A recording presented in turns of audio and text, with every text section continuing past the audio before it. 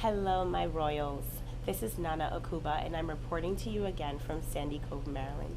I am very honored, very privileged, very humbled to be sitting here with one of the integral pieces of the Apostolic Church history. I am here with Apostle Mbakwe, who is representing us from the United Kingdom. And he's going to tell us a little bit about his history, his lineage, his legacy, I should say, and how he is coming to impart a lot of his knowledge and wisdom on us at this Aposa Global Conference. Apostle, thank you so much for making it possible to be here with us. I am so humbled to be sitting here with you and having discussion with you, so thank you.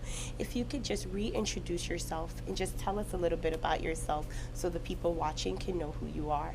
Okay, thank you so much for having me. As you were doing the introduction, I was thinking, well, how long do you have? A long history, etc. But I will try and introduce myself. My name is Mbakwe. I'm one of three boys, three brothers. My parents are from Nigeria. I was born in Lagos, Nigeria. And at a very young age, my father was going to the United Kingdom to further his studies. And so I would say he shipped us back to the village. So when I said earlier today that I'm a city boy by birth, but a village boy by force, that's exactly what I mean. My mother actually says she remembers me saying, "When are we going back to our country?" And she would say to me, "Where's your country?" And I would say, "Lagos." But she says, this is your place. I said, "No, it's my father's village. It's not my place." So at a very young age, that's where I grew up. I spent some years in the village, and then before, in the intervening period, there was the Nigerian Civil War. We were caught up in the Biafra crisis. After the war, we went and joined our parents in the United Kingdom, and so that's where the story began. I came to faith in Christ in my teenage years. My parents were fellowshipping in the Apostolic Church in the Kennington Assembly in London, and that's where I found faith in Christ. But I remember saying to God, I don't want to replicate my parents' experience. I want to have my own unique experience of Him. And I was told about prophetic words that came over my life when I was a child, etc., etc. So those were the things at the back of my mind. Over time, long story short, over time, God enabled me to complete my studies outside of London. I studied in the Midlands. After my studies, God provided me with a job, because I remember praying, "God, I want to serve you, but I'd like to go back to, I'd like to serve you in my home church, where the family worshipped." And God did it, that I was able to go back. He gave me a job. That's a testimony in itself, a long story. But He gave me a job that I was able to return back to London, working in that role and serving Him in the local church. So that's how I kind of developed in terms of my faith and in bivocational capacity as I grew. Thank you so much for letting us into just a brief synopsis of who you are. I want to name for the people that you were the former president and the first African president in that role of the Apostolic Church. Can you tell us a little bit about your experience in that capacity? Just a little bit. It's a very humbling experience. It's also a very privileged experience.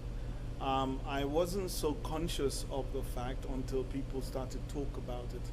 Actually, uniquely, this is also part of the history that my wife was actually the national women's leader. Yes.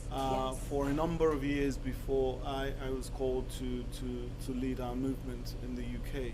And so some would say she got there before me. So again, I look at that.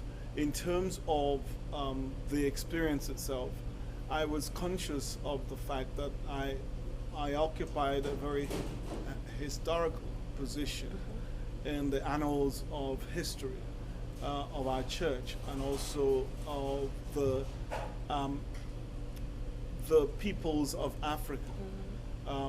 There was a prophecy in 2004 in the church council which says the seed of the fruit of the seed will bless you. What that prophecy was saying to the council was that many years ago, the Europeans from the UK and from other parts of Europe sent missionaries to Africa. And those men and women sold their lives as a seed. They gave their lives. Some went with just one piece of furniture, their coffin, because they didn't expect to return. What that prophecy was getting at was that those people that went and gave their life for the cause of the gospel, God was now given back to the church in Europe a return on investment. The seed of the fruit of the seed, the seed of the fruit of the seed will bless you. So I saw myself, we should see ourselves, those of us who are in diaspora from the continent of Africa, as part of that move of God. Whereas mission was from one nation to many, now mission is from many nations to many, from many to many, so that we are the gift or the grace of God, the return of God's investment in Africa through the lives of those men and women who died in the service of the gospel, in the service of Christ in the continent of Africa. And that's very much how I saw my role. I'm not alone. There are a number of others, other jewels that God has raised up in diaspora. And we are missionaries collaborating. I take the view that we're in the last lap of the gospel, and Christ is coming soon. And we're not going to run it with the European at the forefront and the African behind. We're going to run it shoulder to shoulder, and we're going to cross the line until Jesus comes. So that's what I see very much that is happening. That God all around the nations is causing the gospel to coalesce through the lives of those whose forefathers received the gospel from the continent of Europe. That is an absolute powerful purpose, and we are so grateful that you continue to move in that spiritual purpose over time in your life. You spoke about investment, reaping the benefits of investment. I already feel a very close connection to First Lady Mbakwe because I understand that she already has a very hard footprint in education, and I myself is a teacher. I'm a 7th grade English teacher, so once I read her biography, I was like, yes, we are one. And I already feel a very personal connection to her. So I want to ask you on the topic of investment.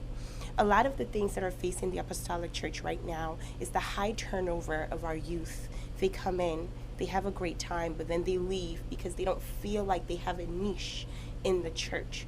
What message or suggestions can you give to the church to encourage us to help to keep the youth in the church, to find a place where the youth feel like they are a part of this web that we are weaving together, this spiritual community that we are reaping, so that they can feel that there is an intentionality in their purpose here at the church, so they don't leave, but when they come, they stay, and they can also spread that mission and have others come and stay as well.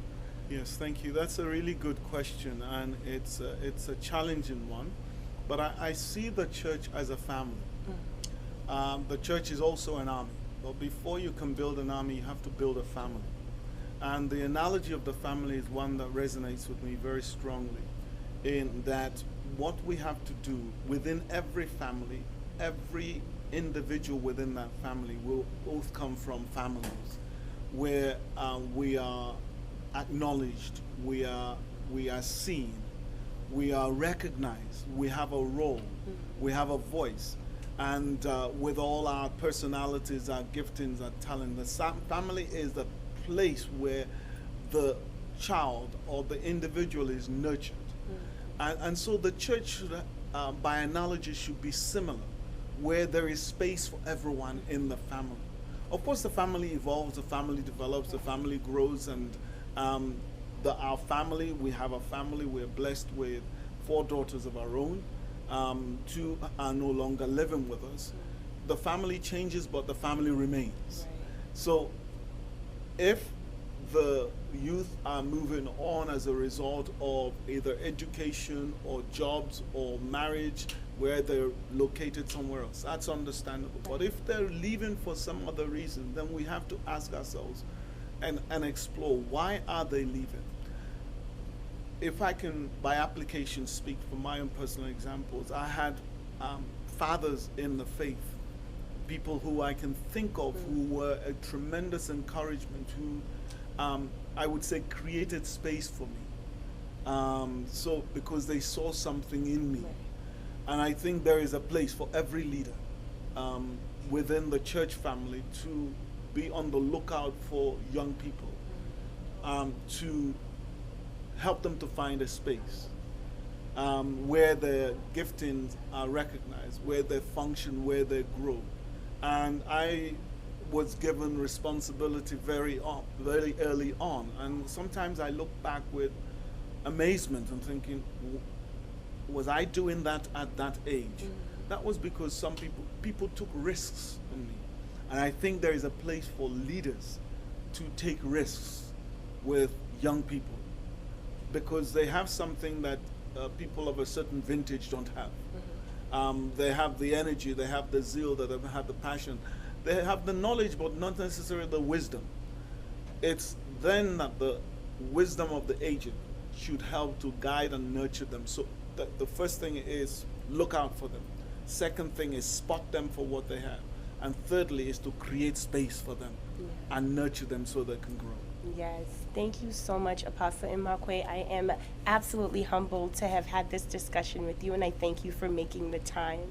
My beautiful royals, again, we are here with Aposa Mbakwe representing the Apostolic Church International, the UK sector. We are humbled to be in his presence. We are joining you from Sandy Cove, Maryland at the Aposa Global Conference 2022, and we thank you for tuning in. God bless, and God bless you, Apostle. God bless you, and thank you so much for having me. Yes, thank Pleasure. you.